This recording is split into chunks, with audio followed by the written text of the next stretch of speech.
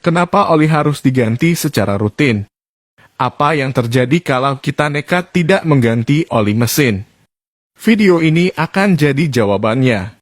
Untuk memahami semua ini, kita awali dengan memahami tugas oli di dalam mesin. Jadi mesin itu kan isinya piston yang gerak naik turun di dalam silinder. Sebenarnya, piston itu punya celah dengan silinder. Jadi, baik piston dan silinder itu sebenarnya tidak saling bergesekan. Tapi kalau ada celahnya, kompresinya pasti akan bocor.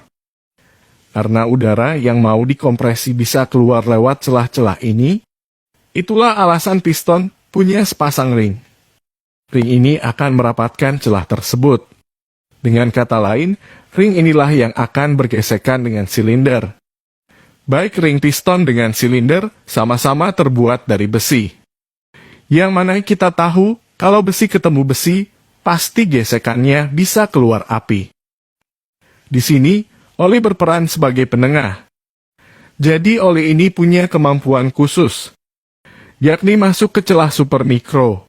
Dalam kasus ring piston dan silinder, oli akan masuk di antara dua komponen ini. Sehingga, meski kita melihat ring dan silinder itu bergesekan, tapi nyatanya ada lapisan oli tipis di tengah-tengahnya. Itulah yang membuat ring piston bisa bergerak naik turun dengan licin tanpa menimbulkan gesekan. Ketika terjadi pembakaran, maka ada material sisa pembakaran yang melekat pada dinding silinder. Ketika piston bergerak ke atas, maka material sisa pembakaran yang ada pada dinding silinder bisa bercampur dengan oli yang ada di dalam ruang engkol. Material sisa pembakaran ini memang jumlahnya sangat sedikit. Tapi dalam 1 menit saja bisa terjadi hingga ribuan kali pembakaran. Jadi kalau diakumulasi dalam jangka panjang, material sisa pembakaran ini bisa mengubah warna oli jadi lebih hitam.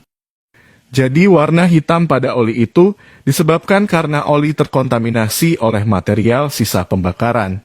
Dan ini normal.